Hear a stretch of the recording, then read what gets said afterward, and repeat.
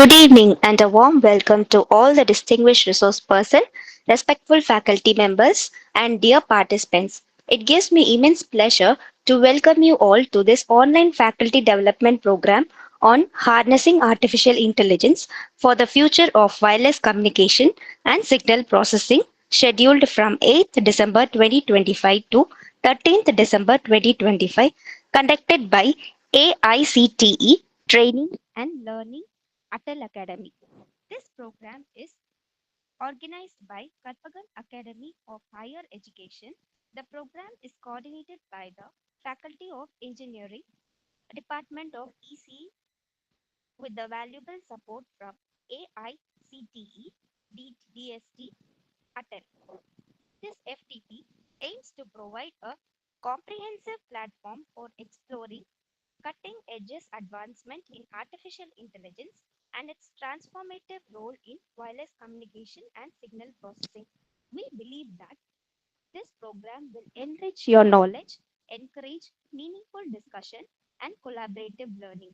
We sincerely hope that this program will be rewarded and enrich experience for all the participants. Once again, I welcome you all for this wonderful session. Now I request our beloved ma'am, HOD of EC Department, Dr. S. Malati ma'am, to deliver the welcome address. Thank you, Nivita. Thank you, ma'am. A very pleasant and good evening to one and all gathered here. It's indeed a matter of great honor and privilege for me to extend a warm, heartfelt welcome to this faculty development program. On behalf of our institution, I am delighted to welcome our esteemed Vice Chancellor, Registrar, Dean, and other management representatives who have joined this session. It's with immense pleasure and profound respect I extend a warm and heartfelt welcome to our distinguished resource persons, respected faculty members, and all the participants who have joined here today with a great enthusiasm and a shared commitment to professional growth. To all the participants, we encourage you to engage actively throughout the sessions, ask questions, initiate the discussions, share your experiences, and collaborate with your peers. Such interactions, we strongly believe that it not only create a vibrant learning environment, but also foster professional networks and it benefits long after the program concludes. Once again, I extend a warm and cordial welcome to each one of you. May this faculty program be fruitful, enriching, and memorable experience for all of us. Thank you. Thank you, ma'am. Thank you for your aspirating words. Kindly get ready for the next session. Thank you.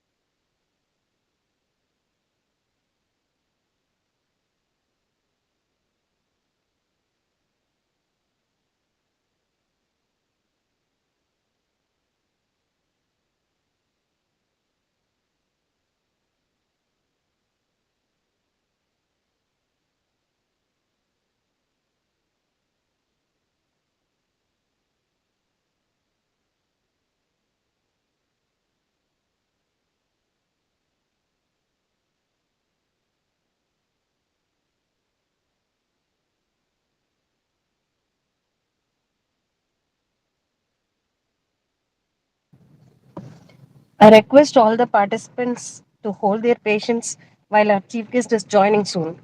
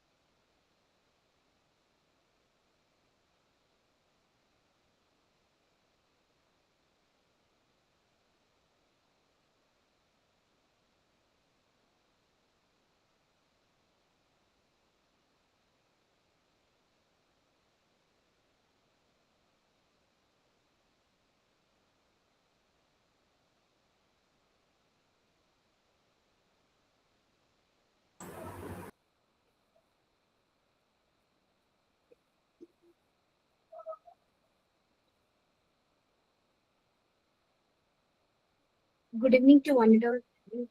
Good evening to all the participants.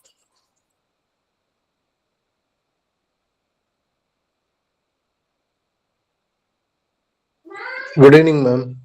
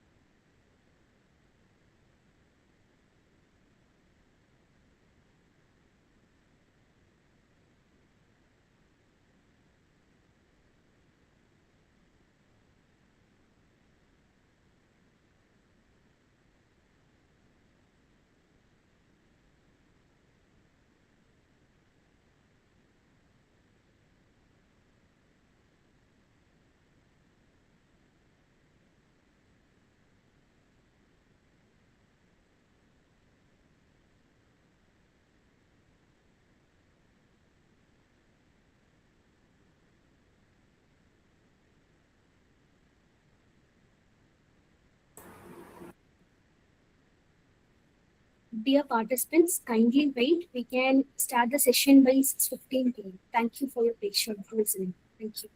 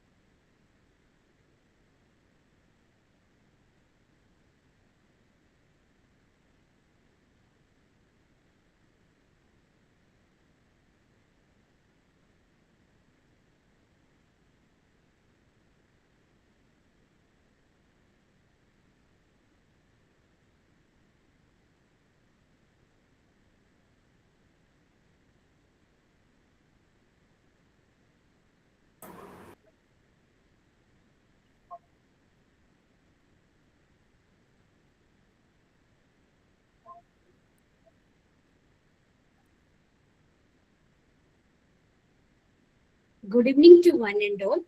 Now, uh, I would like to introduce our resource person for the session 1, Next Generation Communication Technologies. Mr. Madhavan TR. He is Deputy General Manager, Mobile Core Network Operation, BSNL Tamil Nadu. He has completed his MSc in Electronics and Communication in the year 1992 from National College, Trichy. He has completed his MBA in Systems in the year 2005 in Alhappa University, Karaikudi. His experience includes he has worked as a junior telecom officer from March 1996 to December 2001 in New Tech Installation BSNL Tamil Nadu Circle. Then he worked as a sub-divisional engineer from January 2022 to June 2026 in the same in BSNL Tamil Nadu Circle. From July 2006 to October 2009, he worked as a sub-divisional engineer in Gateway Mobile Switching Center, BSNL Tamil Nadu Circle. He worked as a sub-divisional engineer from November 2009 to January 2020 in 3G Mobile Switching Center, BSNL Tamil Nadu Circle. He worked as an assistant general manager from February 2020 in 4G Mobile Switching Center, Tamil Nadu Circle. And he has promoted as a deputy general manager from Jan 2024 to till now. He worked in the same circle, mobile core networks in BSNL Tamil Nadu. He has a thorough knowledge on mobile networking system and the communication protocol. He has a skill in operation and maintenance of cloud-based telecom network functions.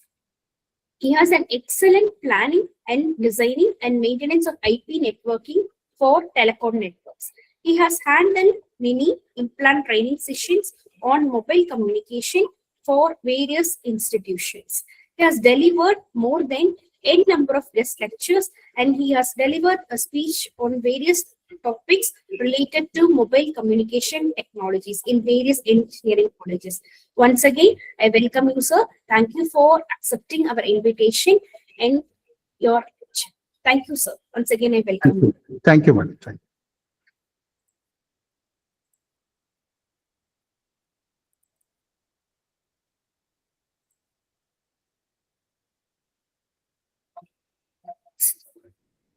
Sir, can you kindly share your presentation, sir? Yes, yes.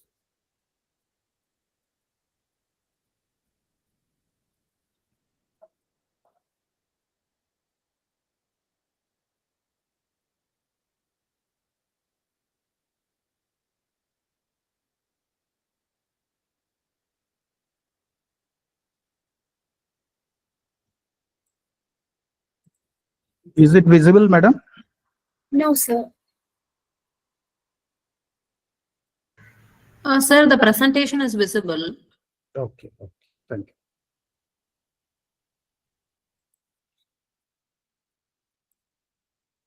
you. Sir, please try changing the slides. So we'll check whether the slide is changing.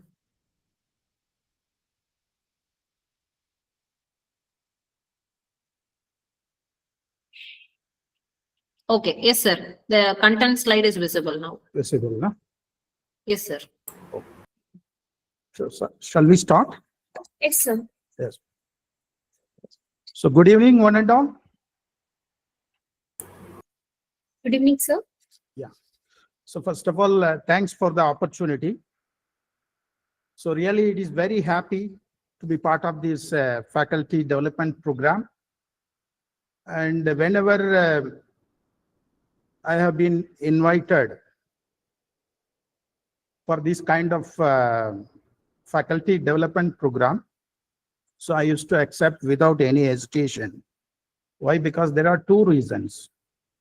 Point number one is that, so in case of faculty development programs, so the audience will be faculties, that is intellectual audience. So it will be very easier to explain the high level topics whatever related to mobile communication. That is point number one. And then number two is that it's a great opportunity, because whenever I go for any guest lecture to a college, maybe for that particular department, ECE or computer science, so that in that batch there may be 100 students, that's all. So during that session, I'll be able to share my knowledge only to that of that 100 students only. On the other hand, so a session like this, so many faculties are participating, so the count already crossed 100. So whatever I have learned out of my 29 years of experience in the field of mobile communication, so I'm happy that through you, so it will reach definitely hundreds of students. So in that aspect, really, I'm very happy. I'm really privileged to be part of this program. So with these few words, because the time is too short, so we have to complete by 8. So only 1.5 hour time is given. So without wasting the time, let me straight away, that is let's get into the business straight away. So I have a PowerPoint presentation for you. So next, of course, the topic is next generation communication technologies.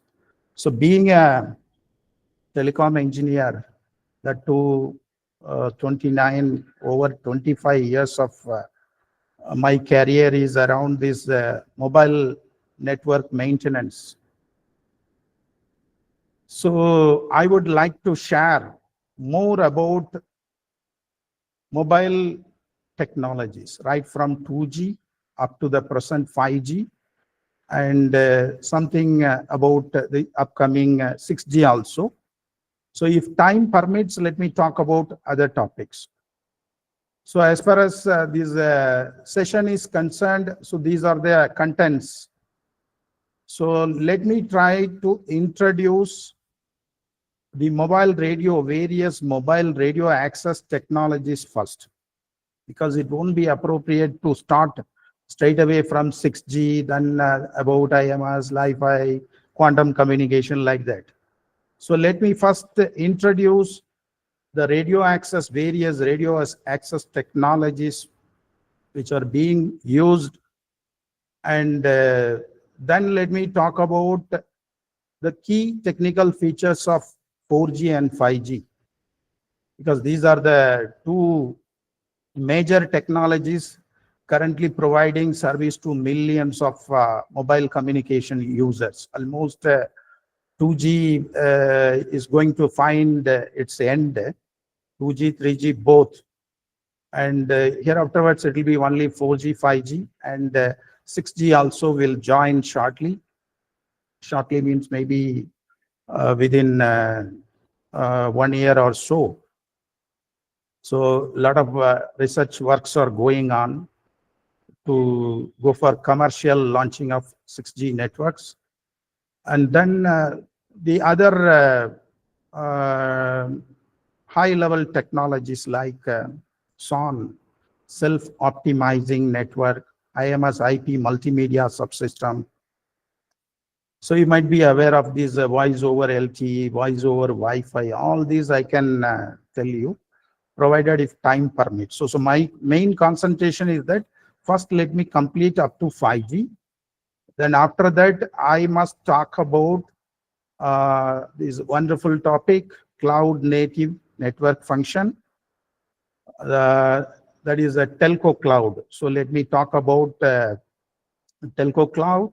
So these all telecom network infrastructures are slowly moving towards the cloud environment. So all our telecom network infrastructures will be deployed over the cloud, no more conventional systems. So this is a very big change which is taking place in the telecom industry.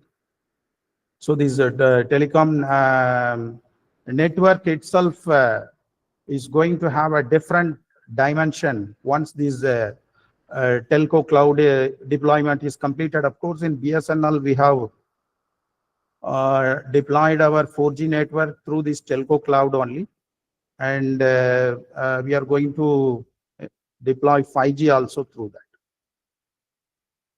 And then I must talk about the indigenous 4G and 5G technologies that is introduced in BSNL. So you might be aware that all these mobile communication technologies, especially all telecom technologies, all are imported only. And that too, especially in case of mobile communication technologies, no doubt. So we are depending on other countries only. But for the first time, we have developed our own 4G stack, which is compatible for 5G as well. Slowly, that all 4G base stations of BSNL will be migrated, that is upgraded to 5G as well. So it's a great thing that only few countries in the world are having this 4G, 5G technology, and our India has also joined in that group. So we must certainly talk about these indigenous 4G and 5G technologies. And then about these, as I already told you, something about these upcoming 6G also.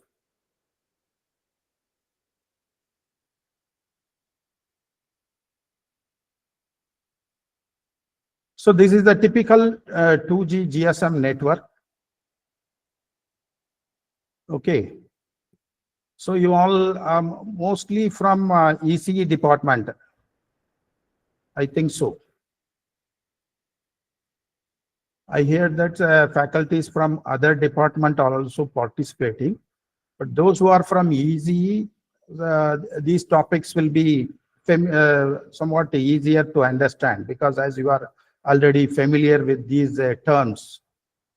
But others also, let me try my best to explain. Okay. So as far as the mobile network is concerned, so the problematic area is the wireless section between the subscriber and the network. So all other portions of the network are connected mostly through wireless connectivity, mostly through optical fibers. So there won't be much trouble in expanding the bandwidth of the optical fiber. So if we lay some more optical fibers, or if you go for some more optical fiber, that upgraded optical fiber technology, then we can increase the bandwidth like anything. On the other hand, the wireless section, we are using radio frequencies, spectrum. So the spectrum is limited and very, very costlier. Just like that, we cannot expand our spectral bandwidth. So that is where these technology developers trying to develop new technologies so that the spectral efficiency can be improved. And that is why these, in case of mobile communication, the technology is getting upgraded in the form of different generations. So of course, it started with 1G. So it was a very crude mobile communication technology, analog communication technology. So that's why I'm starting straight away from 2G. 2G is a completely digitized mobile communication technology. Okay. So in India also, we started straight away with 2G only. So let me introduce something about this 2G GSM technology, then we will move on to 3G. So as I told you, what is the problem with the mobile network? So this wireless section where we are using spectrum, mobile spectrum. What are the issues with the mobile spectrum? Two issues. One is it is a very scarce resource, and another one is it is a very, very costlier resource. So very scarce, why? Only limited spectral bandwidth can be used for mobile communication. Just like that, we cannot use any RF spectrum for mobile communication. So that's why it is very scarce, and there is a huge demand among all the service providers to acquire this spectrum. That's why it is very costlier. So in case of 2G, the radio access techniques, whatever we employ, let me explain one by one. As far as 2G, that mobile communication technology, that is known as, popularly known as GSM, Global System for Mobile Communication. In case of 2G GSM, we are employing two types of radio access techniques. One is called frequency division multiple access, and the other one is time division multiple access. As far as GSM is concerned, we are employing two type of multiple access. Why we need multiple access? As I told you, the spectral bandwidth is costlier and it is a very scarce resource. So we cannot allocate these resources freely to each and every user. So we need to go for this multiple access. So whatever spectral bandwidth available with us, so we should try to accommodate all the users.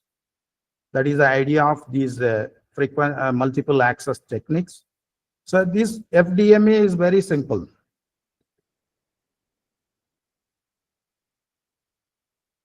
So for example, if you say you are provided with a 5 megahertz 2G GSM spectrum. So I want to use this 5 megahertz 2G GSM spectrum in my network. Now how to do it? So 5 megahertz means, so you will have to pay, for example, I'm telling, say 5,000 crores as spectral rent to the government. So we need to pay spectrum rent to the government. Say, for example, 5,000 crores. So it is such a costlier resource. So what I am going to do, so but in my network, a lot of 2G GSM customers are there. So I want to divide this frequency, whatever this 5 megahertz band, into tiny frequency slots using frequency division multiple access, FDMA. So this 5 megahertz band will be divided into 200 kilohertz tiny carriers, frequency carriers. Okay, so 200 kilohertz, that means I can get 25 frequency carriers out of 5 megahertz.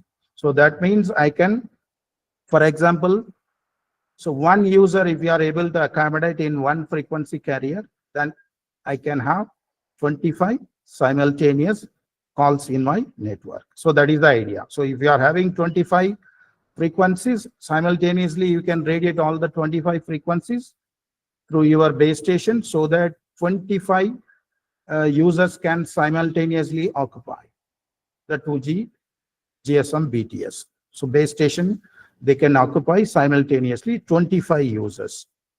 So how? Through this frequency division multiple access technique, 5 megahertz out of 5 megahertz. So if you want to more accommodate more users, then again you have to go for one more 5 megahertz spectrum. So in that case, you will have to pay another 5,000 crores. So to avoid that, how to improve the spectral efficiency? So we have to go for another.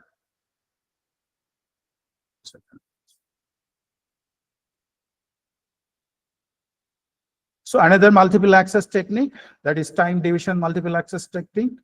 So unlike FDMA, here you see that the users are time shared. Whatever the resource, that is time shared among the users, different users. Say in that FDMA, we got 25 frequency carriers. So the 25 is not sufficient. So I want to increase the capacity of my network. So I want to increase it. How to increase it? So each frequency carrier can be time shared among 8 users. Okay, so then my capacity will become 8 into 25, 200 is the capacity now.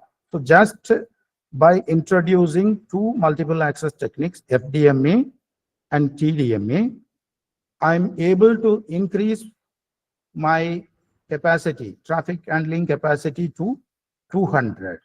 So that is the advantage of these two multiple access techniques. Of course, it is very difficult to understand through a single slide about this TDMA. FDMA, very simple, just like sharing a bread loaf. If you have a loaf of bread, then you can slice it. And one slice can be shared to each and every one. Okay, so if you are some 10 people are there, one loaf of bread is there, then you can slice it into 10 pieces and you can give it to each one. Okay, on the other hand, TDMA, so how to time share? So it's somewhat difficult to understand. Let me try to explain, because this is very, very important. This time division multiple access, it is employed in all the digital communication network, not only in mobile, any kind of digital communication network. So the network resources, valuable network resources are being shared through this time division multiple access technique only. So whatever resources, the physical resources, in this case, the radio frequency resource, 200 kilohertz, a radio frequency resource will be shared among 8 users. How? So to have TDMA, there are two conditions. One, the network should be a digital network, completely digitized network. And then second condition is that the communication should not be continuous. It should be sample based. So if these two conditions are met, then only we can employ this TDMA. So first condition is that then it should be a completely digitized network. And the second condition is that the communication should not be continuous. It should be sample by sample. Okay.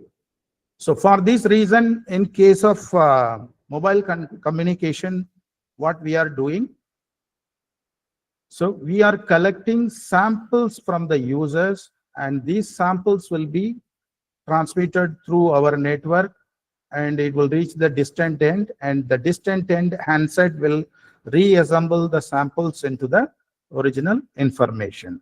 Say for example, hello from one user.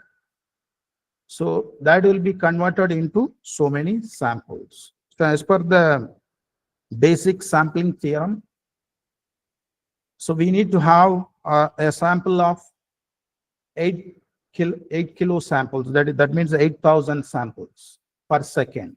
8,000 samples per second. So the sampling rate is 8,000 samples per second. So if you are able to collect 8,000 samples per second, then the distant end will be able to regenerate the original information without much distortion. So that is the idea of this sampling technique.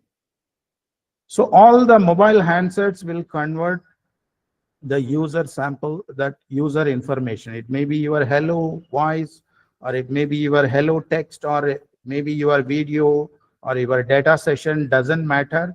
So the handset will convert everything into a digital information, because it is as I told you, 2G is a digital network. So in case of a digital network, it understands only digital information. It handles only digital information. So it, in the form of samples.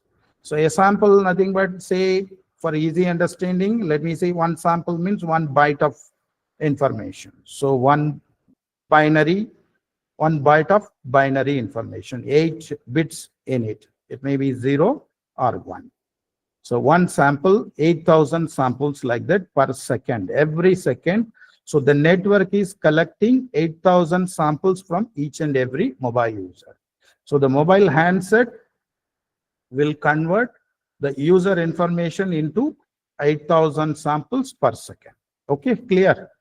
So if this is done, then we can use this TDMA technique and time share the frequency resources. Okay, so out of FDMA, we got 25 frequencies. Okay, frequency carriers. with 200 kilohertz spectral bandwidth. Okay. Now, if I go for this TDMA, I'll get 200 channels. How? What I am going to do? Say I told you 8,000 samples per second. That means what is the sampling interval? 1 by 8,000. That means 125 microsecond. 125 microseconds. That is the time interval between two samples. So the handset is generating samples at every 125 microsecond. So one sample, 8 bits, 1 byte. So that is collected by the network. How much time taken? In case of radio frequency, so for 1 byte, we need around 4 microsecond. That is 1 bit, 0.5 microsecond. The pulse, the clock pulse is 0.5 microsecond. So the duration of 1 bit is 0.5 microsecond. So what will be the duration of 1 byte? One complete byte, it will be 4 microsecond. Okay. So the network needs at least 4 microsecond to detect all the 8 bits. Because I need to wait for 0.5 microsecond to detect whether the bit is 0 or 1. Okay, clear? So then for 1 byte, the network needs 4 microseconds. So being faculties, I'm going a little bit deeper into that. Okay. So 4 microsecond, within 4 microsecond, the network will collect the one sample from one user through one frequency carrier. Okay, so in the above example, say for example,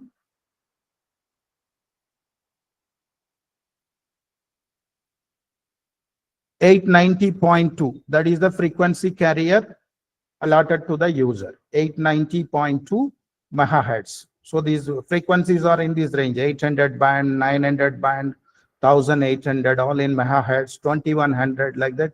These bands are used for GSM operation. So in that, I have taken that 900 megahertz band, in that 890.2, that is the first frequency slot. So that is allotted for this particular user, and he has taken 4 microsecond to push his byte. Okay. So one sample is collected, 4 microsecond over. So when will the next sample be ready with the user? 125 minus 4, it is 121 microsecond. So after 121 microsecond, I can expect next sample from the same user. So now the idea is that why to waste this 125 microseconds? So my frequency channel is very costly or very scarce. Why should I waste it? So now what I can do, so this 125 microsecond, I can use it for collecting the samples of other users. So now what I will do, the same 890.2 megahertz will be allotted to another user number 2. So I'll collect the sample, another 4 microsecond elapsed, then I'll go to third, fourth, like that I can go on use. So this 4 microsecond is for copper. For in case of radio frequency, it will be 15.6 microsecond, exactly around 16 microsecond. Okay, so this 4 microsecond is for copper, and in case of fiber, it will be very, very less, 0.0065 microsecond. Okay, sorry, I told 4 microsecond, that is for copper, and in case of fiber, it will be 15.6 microsecond, so approximately 16 microsecond. Okay, so 16 microsecond elapsed for user 1, user 2 another 16. So like that, I can go on collect third, fourth, fifth, sixth, seventh. When I collect the sample from 8th user, then 8 into 16, 8 into 15.6, exactly. So 8 into 15.6, which is equal to 125 microsecond. So that will be over. Okay. So I'm collecting one sample from each user. I have covered 8 users. So 125 microsecond elapsed completely. So I cannot go to the 9th user because The user number 1 will be wanting to get the frequency slot to push his second sample. So I have to rush back to user 1 again to collect his second sample. Then user 2, user 3. So cyclically, the frequency carrier is being allotted among 8 users. How many times? 8,000 times every second. You imagine 8,000 times every second. This 890.2 megahertz frequency carrier is circulated among 8 users, so that 8,000 samples per second from all the 8 users are collected. So what is the advantage here? Like that, I can share all my remaining 24 frequency carriers, so that my total capacity is now 200 channels. And these are all called as the time slots. These each 15.6 microsecond, the time period is known as time slot. So in case of copper is much better than radio frequency. We are able to collect the byte within 4 seconds itself. Radio frequency is the worst medium available for communication. It takes 15.6 microsecond, whereas optical fiber is a very good medium for communication. It takes only 0.0065 microsecond to collect one sample. That means I can accommodate 2048 users. So whatever I'm telling, these are all the simple basic definitions. In fact, in the real network, it will be more complicated and the capacity will be many-fold. So even using a single fiber, you can have 1 lakh, more than 1 lakh communication channels you can fabricate out of one fiber by using latest optical fiber communication technologies, using latest technologies like DWDM, OT, and digital cross connect. Like that, latest technologies are there. Using that, you can go on increase the number of simultaneous communication channels. And in case of frequency, it is only 8. So but of course it is okay compared to earlier case only 25. Now 25 into 8, 200. So in my base station, I can accommodate 200 users simultaneously. 200 users simultaneously, they'll be able to make calls, receive calls, push SMS, and browse data like that. That is the advantage of these two. Okay. So this is about 2G GSM network. So 2G GSM network, we are employing FDMA and TDMA. Still, we are not happy about these 200 simultaneous occupancy, and this next we are moving on to 3G. Before that, let me tell you about a different kind of technology used for providing data services. Whatever I told the GSM, that is for calls, call, text, SMS, that you can use it through that CS network. We used to call a circuit switching network. So in telecom, we have two vertical divisions.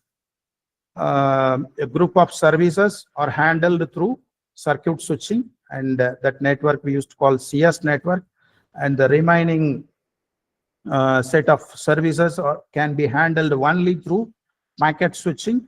We call them as PS network. Packet switching, circuit switching, CS network, PS network.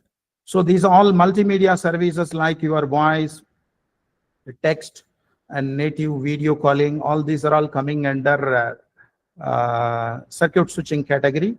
So that can be handled by CS network. But in case of these all data related applications, data browsing, online gaming, and other interactive services are can be handled only through a PS switching network, data network. And such type of network is called GPRS in general when it was introduced for the first time, and that is known as actually 2.5G GPRS, General Packet Radio Services. when it was introduced for the first time. It was called as GPRS, General Packet Radio Services. So in addition to the existing elements that those who are already dealing these mobile communication, they might be aware of these BSC, MSC, VLR, GMRC. These are the mobile communication network elements handling the CS network. And SGSN, GGSN, these are the nodes handling the data network, providing packet switching services. Okay, SGSN serving GPRS support node, GGSN gateway, GPRS supporting. Okay, so these additional elements are introduced to take care of the data services. So now we are moving to 3G. So 3G, it is called WCDMA, wideband code division multiple access. 2G, global system for mobile communication, GSM.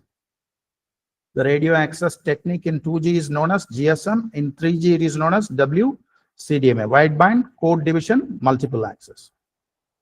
So as far as 2G is concerned, the users are exposed to a very tiny radio frequency carrier with a bandwidth of 200 kilohertz. And with 200 kilohertz, the GPRS network could provide speeds only up to 128 kbps. That is the theoretical speed supported by a GPRS network, 128 kbps. And practically, it will be around 16 kbps to 32 kbps. And nowadays, no more GPRS. So we have, in case of 2G, we have edge network. So before going to 3G, we were using edge network, enhanced GPRS, enhanced edge network, EDGE, enhanced data rates for GPRS evolution. So 384 kbps. The speed supported by a edge network is 384 kbps. Okay, then we moved on to 3G. So as far as these upgradation is concerned, it's mainly due to this data to enhance the data rates.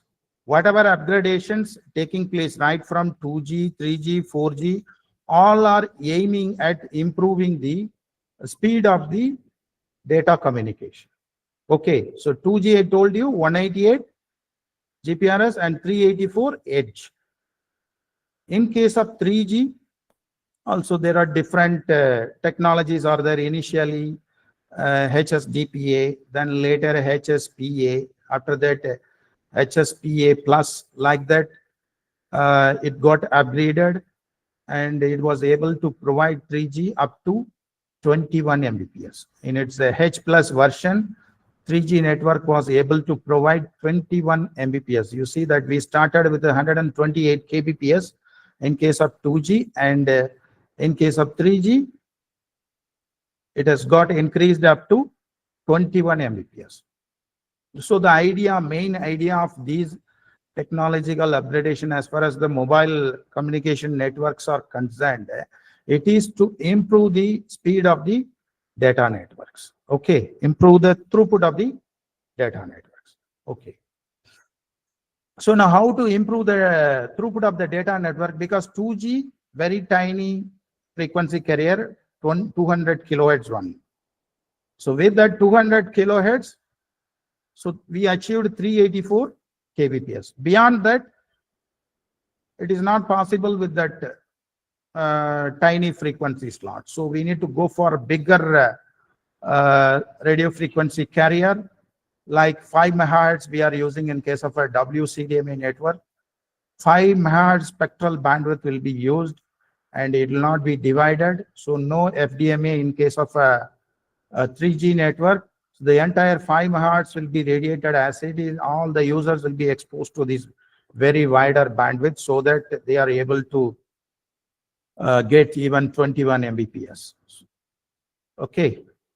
So then how we are dividing? So if we are not dividing the frequency, now how to divide the resources among multiple users, how to achieve multiple access. So in case of 3G, we introduced a new radio network. You see that this is 2G plus GPRS, and now it becomes 3G. So we cannot completely eliminate 2G as long as all the 2G users are migrated to 3G. Completely, we cannot remove it. So that's why still we are holding 2G network also. So in addition to 2G, we introduced a new 3G radio network, which is capable of radiating 5 megahertz wider spectrum and still able to accommodate many users. How? This is through a technique called CDMA, code division multiple access technique, that is used in all the 3G level technologies. There are 3G level technologies, three 3G technologies are there: WCDMA, CDMA 2000, and TD-SCDMA. So in India, we are using WCDMA. So that is also using code division multiple access.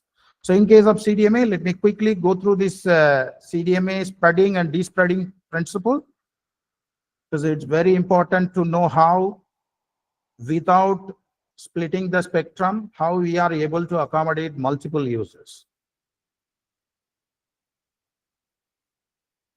Code division, multiple access. So as far as 3G is concerned, so whatever that 5 megahertz spectrum it is radiated, that is going to be shared among many users.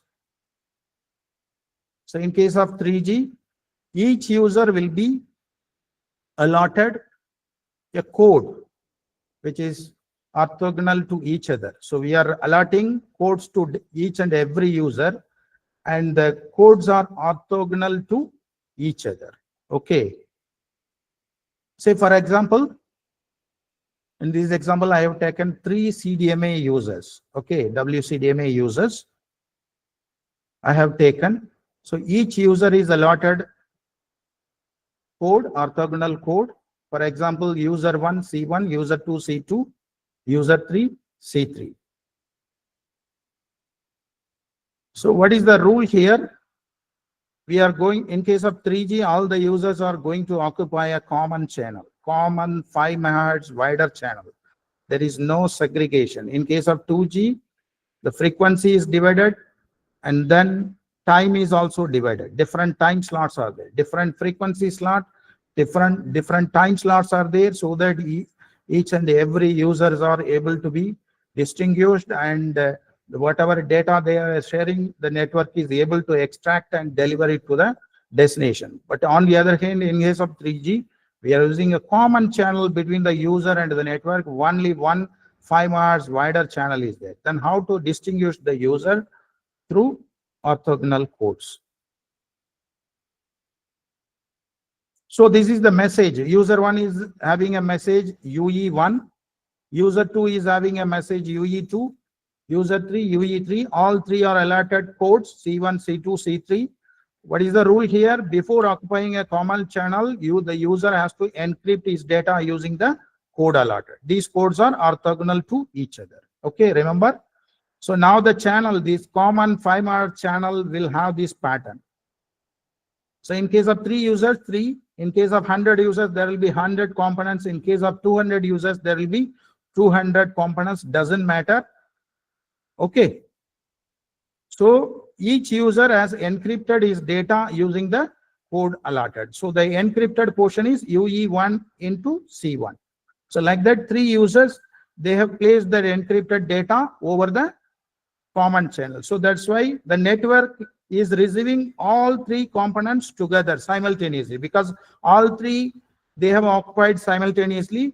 So the network has received all 3 components. Okay. Now let me explain about the despreading, how these messages are extracted at the receiving end. Okay, transmitting end,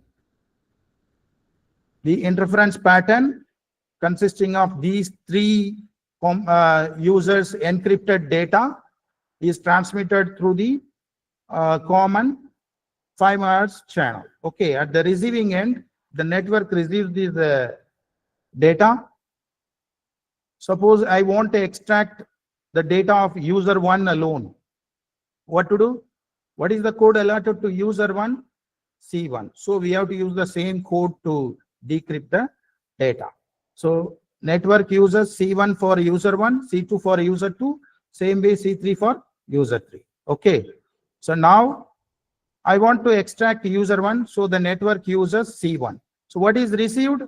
The combined interference pattern is received. I am taking, say, for example, XR. You assume that for encrypting, decrypting, we are using XR. So to take XR of whatever received over the channel with code C1. So as per principle of orthogonality, if two codes are orthogonal to each other, so if you take XR, the product will be 0. C1 by C2 0. Similarly, C1 by C3 0. But C1 by C1, C1 XOR C1, you will get 1. So this is as per principle of orthogonality. Okay. So now what will happen? The network uses C1 and individually all the three components are taken XOR. So now what we will get? C1 by C1 is 1 and rest of the two components C1 by C2 is also 0, C1 by C3 is also 0. So now the network gets UE1 alone. That is what is required. Okay. So I want to extract the data of user 1 alone. So why we are doing all these things? Because the users are occupying a common channel. Okay. So in case of 2G, the frequency is separate, time slot is separate, no need to do that. But in case of CDMA, it is a common channel. So when we are occupying a common channel, we need to encrypt our data. Okay, so how to decrypt? The same code the network user, because network knows, the network only allotted the code. It knows what is the code for user 1, what is the code for user 100, what is the code for user 200, doesn't matter. So it will use that particular code. So whatever may be the number of components available in that received pattern, all will become 0 except that particular user. Okay. So if it is 55, use C55, then only that user data of user 55 alone can be extracted. And then further the network will transmit the data through the different medium and the network elements available in the network. Through that, finally that this user information will reach the destination. So ultimately I told you now, so it is happening in a digital network. It is the communication is happening through samples. So for example, you assume that sample. So one sample is received, it will be transferred to destination. Then sample by sample, the user will send it through the common channel, and the network will extract it using the codes. Similarly, for user 2, if you use C2, you will get UE2. If you use C3, you will get UE3. So like that, network can extract the information and transfer it to different destinations. Okay. And this is the graphical representation of whatever I have explained. So it is, of course, it is really very difficult to explain through 1 or 2 slides all these complicated techniques. Even then, let me try my best. Okay. This is uplink and that one is downlink. So in both directions, we are using these CDMA techniques so that multiple users can occupy simultaneously and communicate freely. What is the advantage here? The bandwidth available for each and every user is 5 megahertz, which is very, very wider compared to the 200 kilohertz GSM carrier. So CDMA carrier is 5 megahertz wider. So you can aggregate also. So if you want to increase the throughput, add another 5 megahertz spectrum, so it will become 10 megahertz, so that the network throughput can be increased. So that is why, so we are able to achieve even 21 Mbps throughput in case of a 3G network. So let me move on to 4G. So in case of 4G, we use a different technique called OFDMA, orthogonal frequency division multiple access. So you see that every technology, so we are using a multiple access technique. Why? So the spectrum is very costlier, it's a very scarce resource. So whatever spectrum available on hand, with that, I should be able to accommodate more and more users, and I should be able to increase the throughput of my data network. That is the advantage. Even the bandwidth required for voice call is same with respect to 2G or 3G. Of course, in 4G, we are going for HD voice. So that's why the bandwidth requirement, the throughput requirement for voice call will be slightly more in case of 4G. But on the other hand, in case of data communication, so we need more bandwidth for data users so that they can achieve more throughput. Okay. So how to do that? We need to go for different multiple access techniques. So that is why altogether we are changing the technology. We are moving on to another generation. So we will not be able to upgrade 2G to achieve 21 Mbps. Similarly, we will not be able to upgrade 3G to achieve 100, 200, 300 Mbps speed supported by LTE network. Similarly, we are not able to upgrade 4G to achieve Gbps, that is supported by 5G. And again, 5G will not be able to upgrade to terabyte speed because that's why we are going for 6G. 6G is supporting terabits range. 5G is supporting gigabits, Gbps. 4G, Mbps level, 100, 200, 300 Mbps. And 3G at the most 21 Mbps. And in case of 2G, it is only kbps. So you see that upgradation is aiming at improving the throughput. Okay, clear? Reaper, bitter god, climber, bottle god, Someone, okay.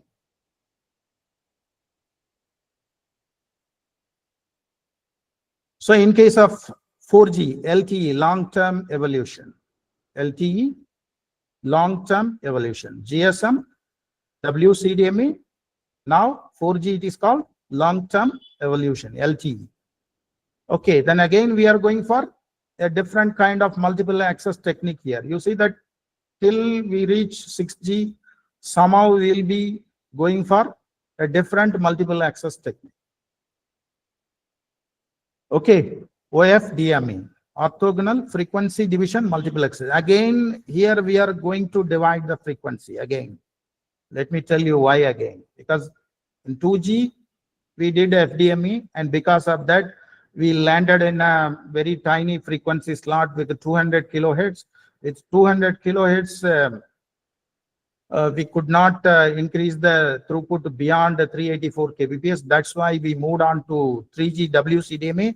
There we didn't do any frequency division related techniques. So we radiated the complete 5 MHz spectrum as it is.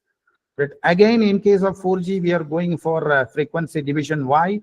So what is the drawback of WCDMA is that whether it is a narrow band application or broadband application doesn't matter. So the user is exposed to the 5 MHz wider band. So it's such a costly band. So even for a voice call, the same 5 MHz wider band is allotted. Even for some a big file has to be downloaded, that user needs the maximum throughput. For him also, we are allotting 5 MHz wideband. But you have a simple voice call which needs just some 16 kbps is more than enough. For that also, we are allotting the same 5 MHz wider channel. So that is why in case of 4G, we are going for again a different kind of frequency division multiple access known as OFDMA. Here, we are going to have still wider spectral bands, 5 MHz to 20 MHz. We are going to have in case of 4G LTE.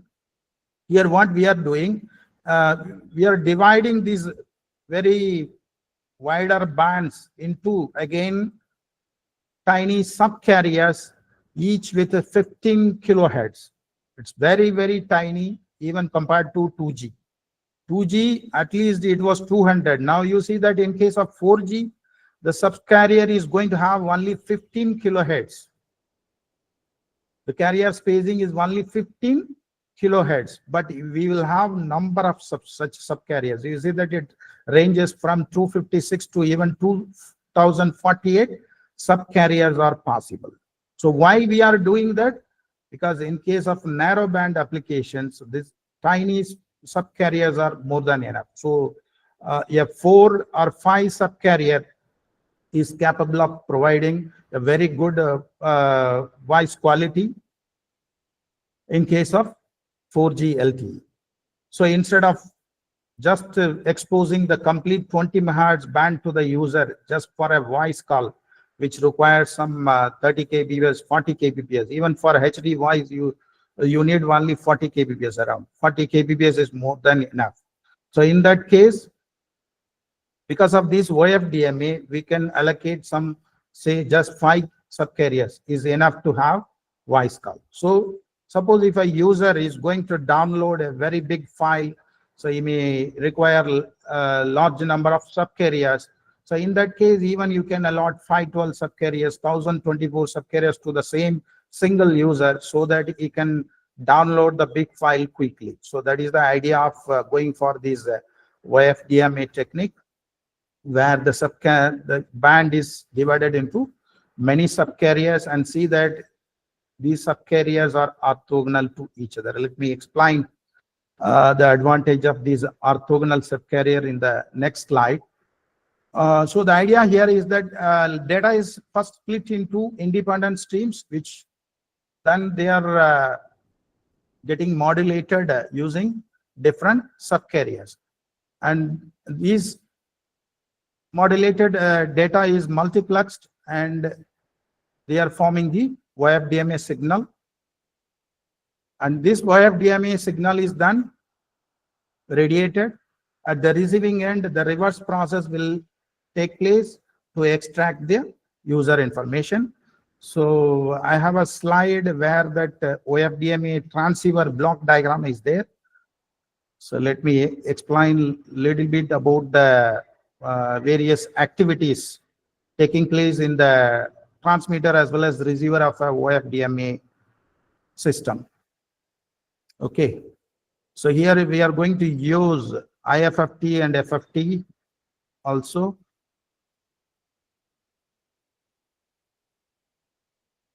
So this is the advantage of using orthogonal subcarriers. You see that above is the normal FDMA used in 2G. So there we need to provide God bands. Some carrier space has to be left in between the two subcarriers. In case of normal FDMA, God bands are required. So on the other hand, in case of OFDMA, since the subcarriers are orthogonal to each other, so overlapping is allowed. Okay, so each subcarrier, the neighboring subcarriers are overlapping with each other.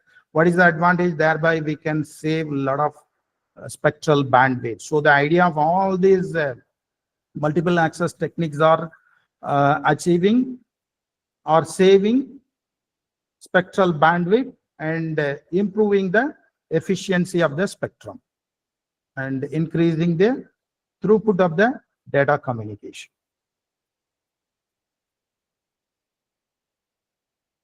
And this is the OFDMA transceiver. You can see that. So the OFDMA transmitter side, we are using IFFT, and the receiver side, we are using FFT. IFFT, inverse fast Fourier transform. So why we are using? As I told you, we are going to handle number of subcarriers. Okay. So whatever number of subcarriers, they are going to be modulated first individually. So the user information is going to be handled parallelly. Whatever bytes from the user, that will be modulated using different modulation techniques like QPSK, QAM, quadrature amplitude modulation in that 1664. And even nowadays, we are having this 256 QAM. 256 QAM is also there. So using these, that whatever user information, that will be modulated over the subcarriers. Whatever the number of subcarrier allotted to the user, based on that, this user information will be modulated, and these parallel, they will be converted into parallel streams, serial to parallel. Okay. Why? Because, so here the advantage is that the subcarrier, so many subcarriers can be simultaneously allotted to the user. That means we can process the user information parallel. So on the other hand, you see the 2G, 3G, the user will be allotted only one single frequency slot. So that the information will be handled, should be handled serially. But in case of 4G, multiple subcarriers will be allotted to the user, and the user is allowed to land simultaneously on those multiple users. So that's why here parallel processing is possible. So that's why we are converting them into parallel streams, and these parallel streams will reach the IFFT block. So why we use this IFFT block is that, suppose I told you that 2048 subcarriers are there. So these 2048 subcarriers can be simultaneously handled. Okay. So in that case, if we handle in the frequency domain, for each carrier, subcarrier, we need to have a frequency oscillator. So that means in case of 2048 subcarrier system, so we need to have a 2048 crystal oscillators. So it is impossible to design such system to have 2048 crystal oscillators. So that's why our idea is that we need to change it from frequency domain to time domain. Okay, clear? So that conversion from frequency domain to time domain will be taken care by these FFTs. And in case of transmitter, we use inverse post Fourier transform that will convert this parallel stream, this frequency domain data to time domain data. Okay, so this time domain data, then again it will be parallel, and that should be converted into serial, so that one by one we will be able to transmit. Okay, so using a single crystal oscillator, so at a time only one subcarrier data will have to be processed, so that one single crystal oscillator is enough to handle all the subcarriers, whatever may be the case. Even 2048 subcarriers can be handled using single crystal. That is the advantage of using FFT here. Okay, so at the receiver end, so everything will happen in the reverse direction. Whatever received, that will be converted into first serial to parallel. So that will reach the FFT block. So there again from time domain to again frequency domain. So IFFT frequency to time, FFT time to frequency. Again, then it will be converted from parallel to serial. It will reach the demodulation block. There the user information will be demodulated, and then it will be given to the receiver. So sending side, receiving side. Okay.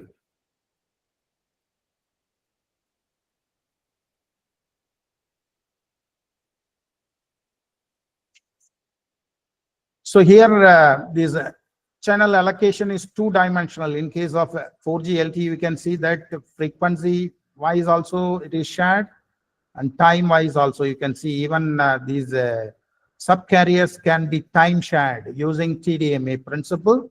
So you can time share, say 512 subcarriers are there. These 512 subcarriers can be time shared out. First time slot, one group of users. Next time slot, another group of users. Like that, you can go on increase the capacity of the 4G LTE system. Even 500 users simultaneously, they'll be able to occupy. Even 1,000 users are also possible because of this two-dimensional channel allocation. This is the typical 4G network. You can see that most of the components here are of servers, routers, and switches. Because from 4G onwards, we started using only IP transport. So everything will be handled through IP1. So completely converted into IP system in case of 4G network onwards. 3G network onwards, we have started only transport wise, but processing also, everything will be handled through IP only in case of a 4G networks. 5G also same case, and future will be based on IP only. Transport also, processing also. Okay, so all will be ultimately converted into IP packets, and these packets will travel through this IP network and it will reach the destination. That's why I told the network is entirely changing. No more conventional network setup. Everything is totally changing. So a person not having idea about IP networking, not having idea about these networking techniques like MPLS, BGP, routing protocols like BGP, and then OSPF. Without that, it is very difficult to maintain this kind of network. So now we are entering into the 5G mobile communication system. So as far as 5G is concerned, we are going to use millimeter wave frequencies of the order of 26 to 71 gigahertz. So normally greater than 24 gigahertz are called as, because wavelength will be in the order of millimeter. So that's why they are called millimeter waves. For trial purpose, 1 gigahertz, 6 gigahertz allotted, but the actual full-fledged 5G NR systems are going to use millimeter waves. Very high frequencies will be used for 5G communication. So why 5G is needed?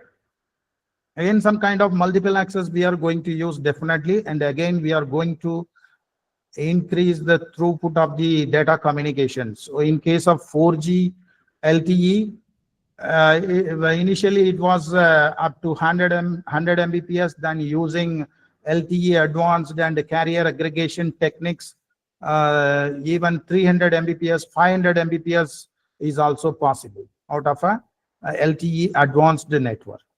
But still we are not happy. We want to achieve speeds in the Gbps range. So that's why again upgraded to 5th generation mobile communication systems. Okay, so as far as 5G is concerned, why we need? So we want to have an enhanced mobile broadband network. Okay, so the throughput should be of the order of Gbps. So that's why we need 5G. And then we need to have not only throughput, we need to achieve better latency. It should be ultra reliable and low latency systems. We want to have ultra reliable and low latency communication. For that purpose, we need 5G. And then we are going to have these massive machine-to-machine communication, M2M systems. That is massive IoT. As far as IoT is concerned, so any device can be connected to the network, where any tiny device, sensors, everything can be connected to the network. So remotely we can monitor, we can collect the samples, and we can activate the sensors, and we can control it once it is connected to the network from remotely. That is the advantage of these IoT networks. So for that, we need to increase the capacity of the network like anything, because any device can be connected to the network. You see that already millions of users are there, mobile users are there. And in addition to that, we are going to have millions of devices to be connected with the network. So that's why we need to increase the capacity of the network. That's why we are going for very high frequency networks like 5G NR. So in case of 5G NR, the radio access technique is known as NR, new radio. So you see that GSM, WCDMA, LTE, now NR, new radio. So again, we are going to have multiple access techniques so that many users can be accommodated. Same time, we can increase the throughput of the network. So optimized OFDMA, same OFDMA what we used in 4G can be optimized and used in 5G as well. And we can have a non-orthogonal multiple access technique known as NOMA. And even we can have beam division multiple access. So this is also proposed for 5G, BDMA. So let me tell you what is orthogonal multiple access technique. So far, non-orthogonal. So far, whatever we have used is orthogonal. That means only one user at a time slot. So any time slot will be occupied by only one user. If you go for non-orthogonal multiple access technique, you can accommodate more than one user in a single time slot. So in a single frequency slot, single time slot, normally only one user is allowed. That kind of technique is usually known as orthogonal multiple access. But from 5G onwards, we can go for this non-orthogonal multiple access. That means in the single frequency slot, single time slot, we can accommodate more than one users. Why we need? Because we are going to connect more devices also into the network. In addition to the mobile users, we are going to connect more devices. So we need more capacity. That's why we are dividing the time slot also using non-orthogonal multiple access technique. This beam division multiple access, you can see instead of a single beam, you can radiate multiple beams. So thereby you can have multiple access. Same user can occupy all the 4 beams. So one beam supports 1 Gbps. Suppose if you are having 5 beams, and if the user is able to occupy all the 5 beams, then he can get even 5 Gbps downlink speed. So that is the advantage of going for this beam division multiple access techniques. So here there is a 4G 2-dimensional channel allocation. You see that frequency as well as time. But in case of 5G, if you go for BDMA, then you can have 3-dimensional channel allocation. So you can divide the time, you can divide the frequency, you can divide the beam among multiple users. All the 3 axes can be divided. Okay. 3-dimensional channel allocation. So 5G can be deployed in different style. So the full-fledged deployment will be 5G NR in its standalone mode. Okay, full-fledged 5G NR with the new 5G core. That is the standalone deployment.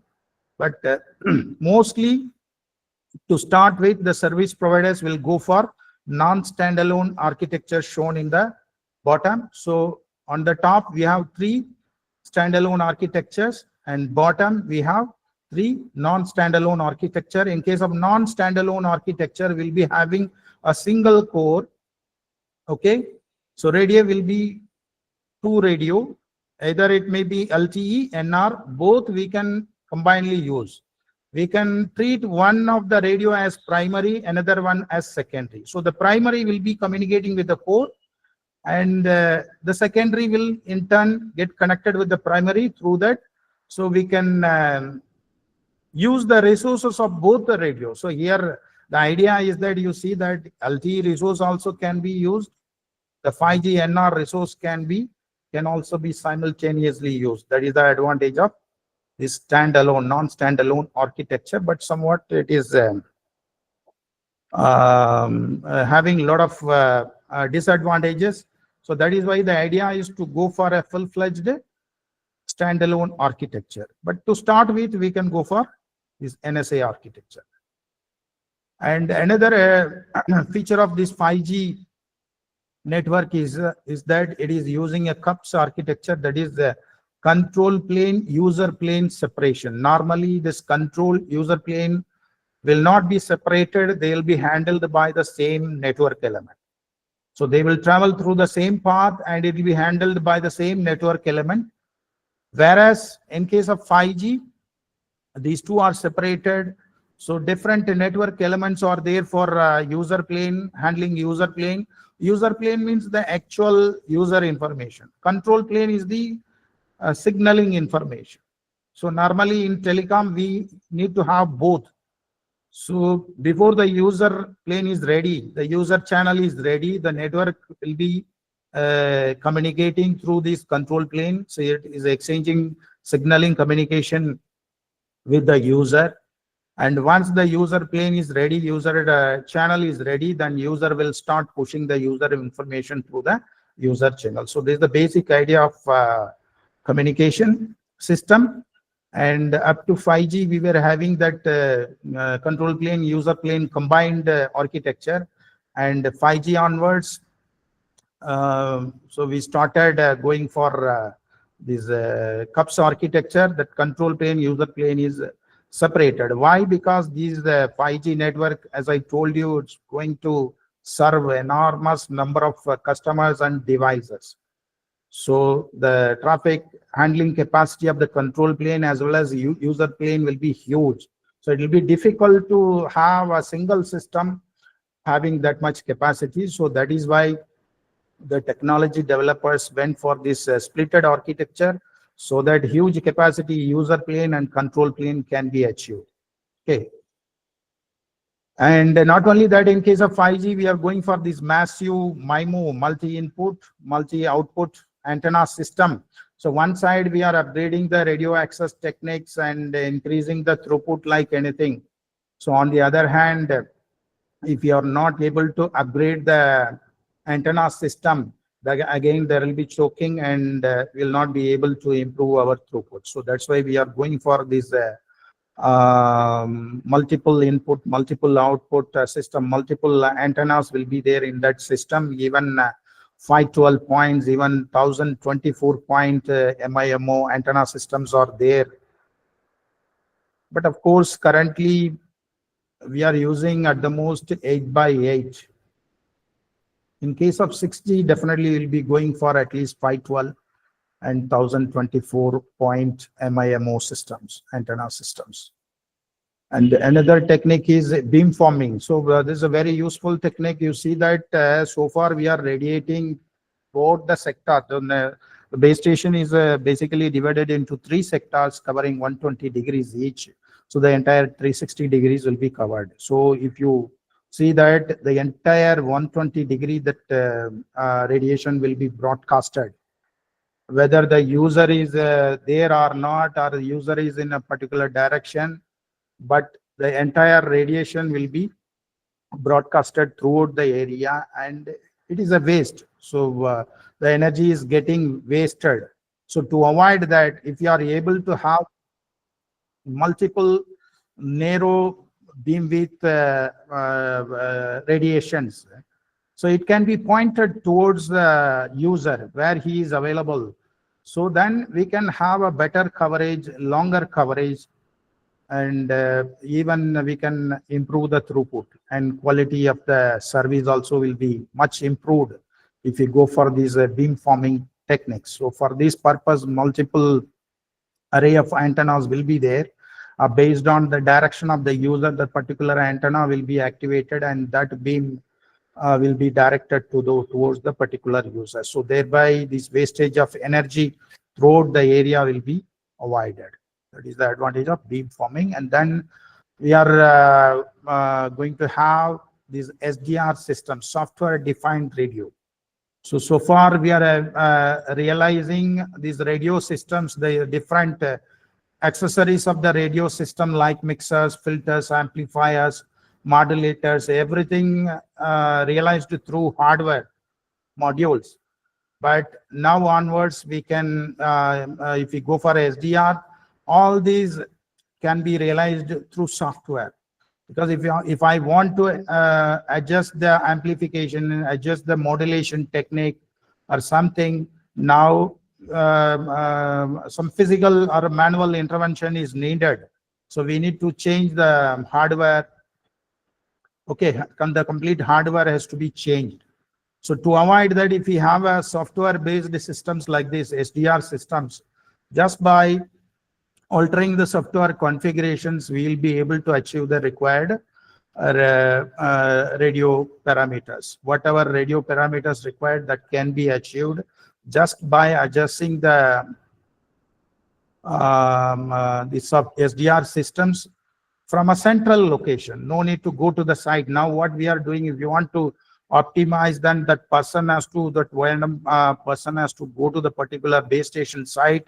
And if I want to tilt the antenna, and if I want to do some modifications, they have to climb up to the tower and do that. Suppose if we have a SDR software defined SDR systems, no need to do like that from a central random center. We will be able to modify the radio characteristics based on our requirement.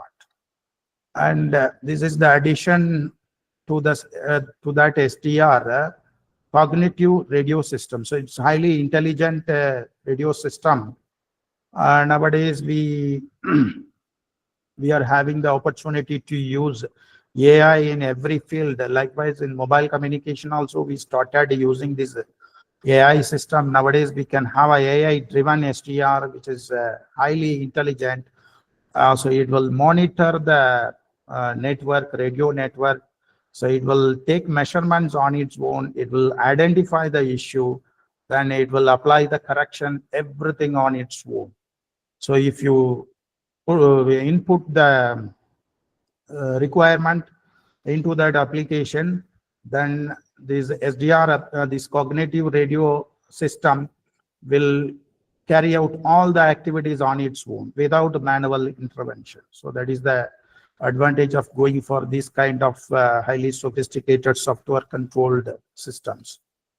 And not only that, we are going to have this software defined networking, SDN, software defined networking. Before that, you just see this. This is our network, 4G mobile network. You see that all the network elements are connected through IP networking.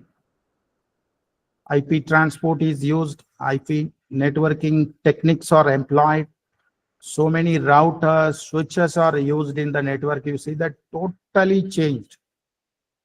No more conventional hardware or techniques employed in our network. You see that it is as good as an IT network. So an IT engineer, computer science engineers are very much required to maintain these kind of systems. In addition to your ECE knowledge, so you need to have that your students, your students need to have the knowledge of IT as well as computer science streams. So otherwise it will be very difficult to maintain this kind of networks. So the transport is IP. You see that everything is routers, switches, everywhere. So there will be hundreds of routers, switches in our network, and each networking device will be normally in the conventional networking, normally will be having all these three components in it. So you need to have an infrastructure layer, that is the interfaces, networking interfaces, the control layer, and then application layer. All three will be there inside each and every conventional networking device, whether it may be a L2 switch, L3 switch, edge router, core router. So many networking devices are using in our mobile communication networks. So it will be very difficult if we want to adjust something, then each and every device we need to log in and do that, and it will be really cumbersome. So to avoid that, if we go for this software defined networking, so only the infrastructure portion can remain in the device, and this control layer and application layer can be centralized. Okay, so I may be having, say, for in Tamil Nadu itself, will be having around 300 to 400 networking devices. So if you say that pan-India basis, I'll be having 2,000, 3,000 networking devices in our network. So it will be very difficult if I have want to do some changes or something, then that our O&M people, they will have to log into the each and every system and do it. If I want to upgrade the system, then I have to upgrade each and every device. So it will be very difficult. So that's why we are going for these kind of high-level systems. There you see that the control layer, application layer will be centralized from the central O&M center. So you can control, and you can, suppose if you want to upgrade, so you can upgrade in one single location instead of upgrading each and every device. So that is the advantage of these SDN systems. So now let me move on to this telco cloud. So we are, as I told you, so this entire telecom network infrastructure nowadays can be deployed over cloud. Okay. So what is a network function? I told you, 2G, we have BTS, BSE, MSC, HLR, BLR, like that, GMSC. All these are all the network elements we use in our 2G GSM network.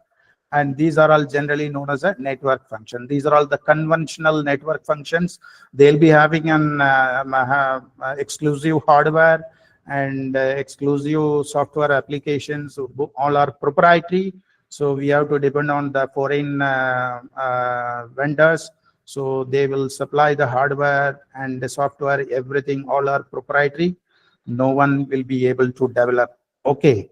So these are all generally known as network functions. And as far as the GPRS node, I told you, this packet switching network, data network, these are the two important network elements, SGS and GSM. These are all generally known as network functions. And then in case of 3G, it is known as node B or NC. In case of 4G, it is known as evolved node B, E node B, and MME. These are all the very, very important network functions in case of LTE 4G, MME, SGW, serving gateway, PD and packet data network gateway, PGW, SGW, PGW. These are the important network functions we employ in our. So only 10 more minutes remain. Let me try to quickly go through these important topic. Okay. So SGW, PGW. These are all the important network functions. Next. This is the conventional system. You can see that it will be having the hardware, will be having operating system, and then the corresponding application will be there that will be installed, and the particular network function will provide service. Okay, say for example, we assume that one conventional MME is there, multimedia mobility management entity. That is the important anchoring node which is handling the operations inside a 4G network. Okay, mobility management entity, say.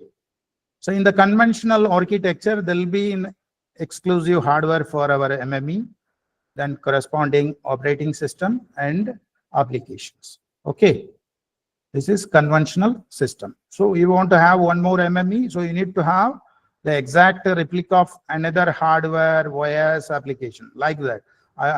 So in our network, I'm having 10 MMEs, then I'll be having 10 hardwares like this, 10 server racks like this. This is the conventional system, conventional network functions. So this is about virtual system, and hence it is known as virtual network function, VNF. So the network function deployed over the virtualized system is known as virtual network function. So the concept of this virtualization we are going to use here also. This whatever hardware available, conventional hardware, using this virtualization technique, this hypervisor is the software which is used to virtualize the physical server. It can be virtualized to make many virtual machines. One single machine can be computing machine, can be can be converted into more than one virtual machines. And inside these virtual machines, we'll be having our guest OS.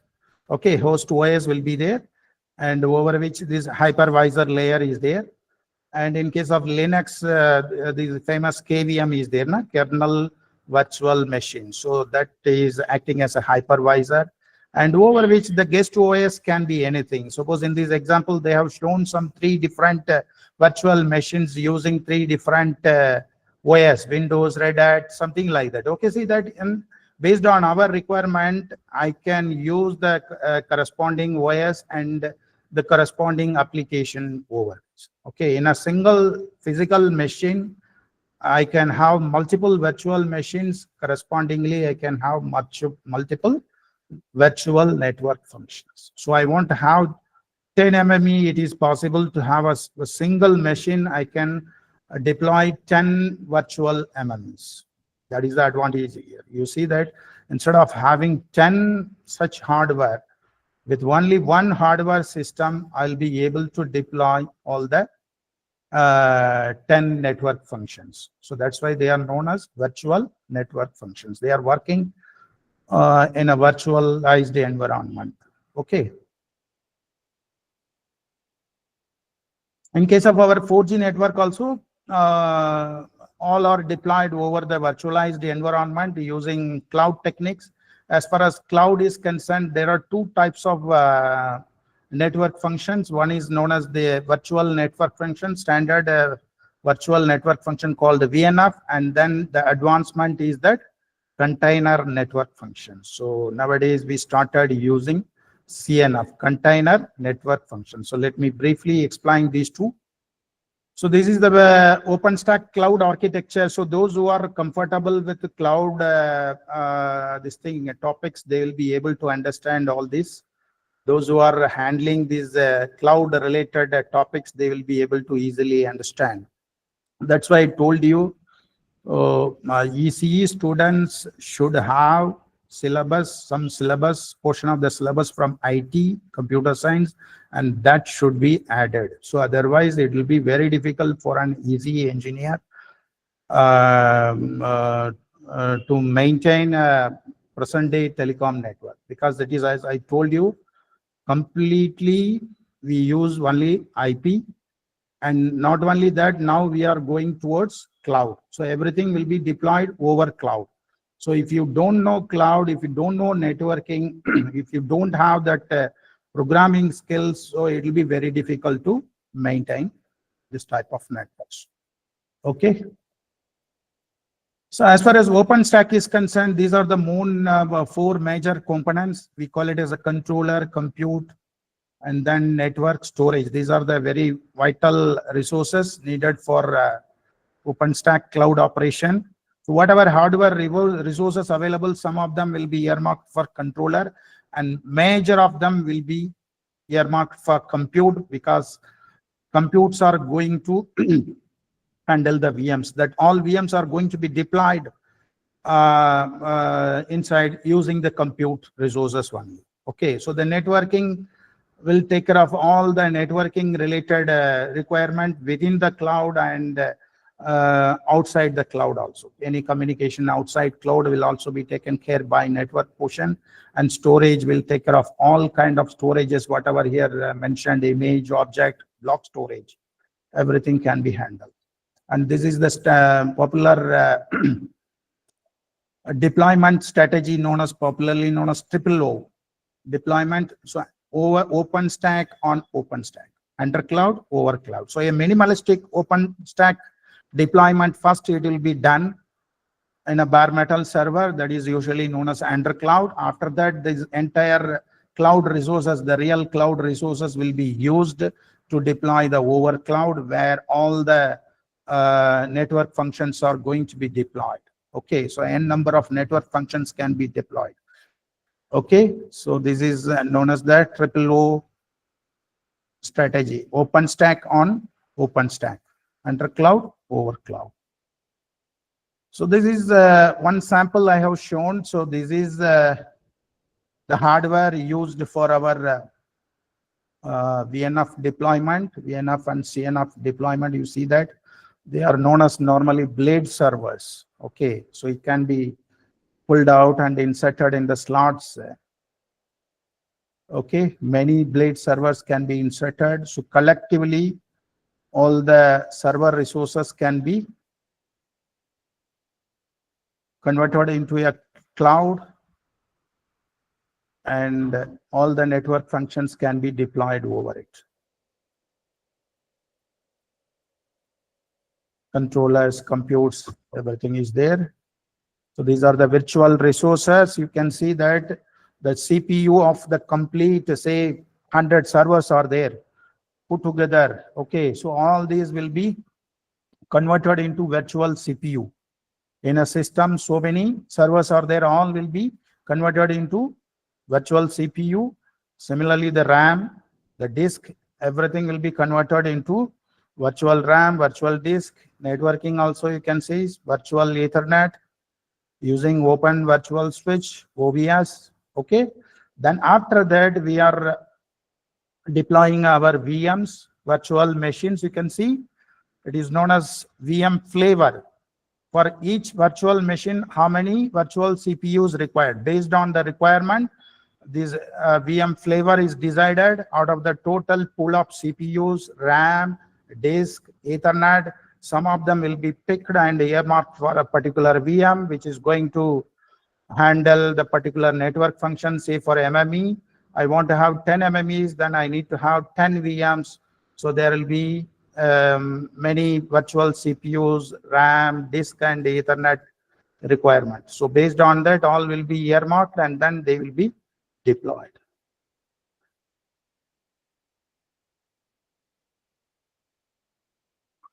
And this is about the basic difference between VM and container. So as I told you, so now we are from VM, we are moving on to from VNF to CNF. Nowadays, the very latest network functions are deployed using CNF. Okay, as far as VM is concerned, you see that some hardware is there over which hypervisor, then a lot of virtual machines are there. Inside the machine, I am installing my guest OS and then bins, libraries, application.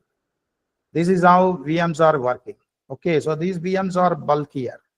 Okay, instead of VM, if you go for containers like this, you see that right hand side infrastructure, that hardware is there over which operating system, that host operating system is there. No more guest OS is required. If you go for containers, they are very lightweight. Why? Because they use the kernel of the host OS. So no separate guest OS is needed. That is the biggest advantage of containers over the VMs. You see that guest OS only, the container engine, over that only bins and libraries are there. That's all. That concerned application, whatever application is there, that will be fragmented into microservices and that will be loaded into the containers and that will provide the required service. Okay. So let me take another 5 to 10 minutes. Madam? Sir, I actually by 8 we have to conclude the session, sir. Another Okay, by 8. Unfortunately, so yeah, I couldn't complete because. I'm sorry, So sir. this, We are sorry. okay. Okay, no issue. Okay, Shall we wind up or let me complete this container, then we can wind up. Okay. Okay, sir. Okay. Okay. So this is the comparison of the conventional bare metal system. You see that hardware operating system. So it's one single machine. That is one single application. That's all. So this, and then by virtualization, so we are fabricating more virtual machines using the single hardware system, more virtual machines, guest OS, and then more applications can be deployed. More network functions can be deployed. This is VM style. And then container, you can see hardware, operating system, no guest OS, nothing. Lot of containers are there. So these whatever applications that will be converted into microservices and that will be installed inside the containers. So that whatever ultimate requirement, the same thing, whatever that MME does in VM style, the same can be achieved in container also. Container style of deployment also we can achieve. That too in a more efficient way, more optimized way, we will be able to achieve the requirement. Okay. And then, so we are, this is another advancement with respect to containers. So we are, we started using this Kubernetes. And so it is very difficult. Suppose if number of containers are limited, so this using the Docker container will be able to handle. But if number of containers or thousands of containers we want to use, so deploying and maintaining such a very big CNF based cloud setup, it is very difficult with Docker alone. So that's why we are going for this specialized architecture. This in fact Kubernetes is an container orchestrating system, KAHE-ECTE, usually known as KAHE. So using that, you will be able to deploy a number of containers, and you will be able to have the life cycle management without any trouble if you have a Kubernetes based deployment. So use that bare metal conventional system, VM, container, and then further advancement happened, and we started using Kubernetes based container systems. And this is how virtual network functions are deployed. Sample example, all the 4G network elements can be deployed over cloud environment, and this is the overall setup. You can see the multiple instances. The advantage of this cloud system is that network functions can be created very easily. So within no time, the instance CNF or VNF instances can be created and augmented. So the scaling is instantaneous, very easily, quickly scaling can be done, and dynamically scaling can be done. That is the advantage of going for these VNF and CNF based systems. Okay.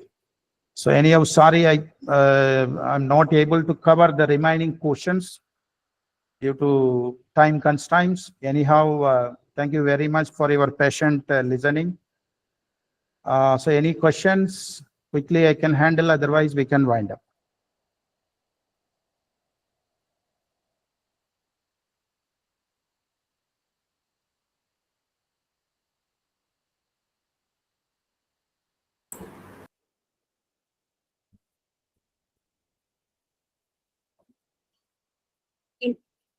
Any queries?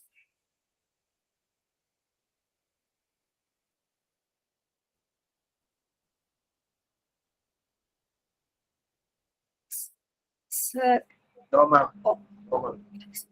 then, on behalf of all the participants and organizing team, I extend our heartfelt gratitude for your insightful and engaging session on next generation communication technologies.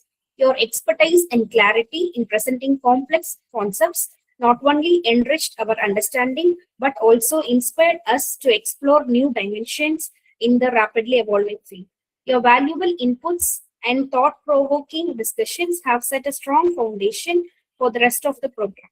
We deeply appreciate the time and effort you dedicated to sharing your knowledge with us. Thank you once again, sir, for being a part of this initiative and for contributing to its success. Thank you once again, sir. Thank you, madam. Thank you. Thank you all. Thank you, sir.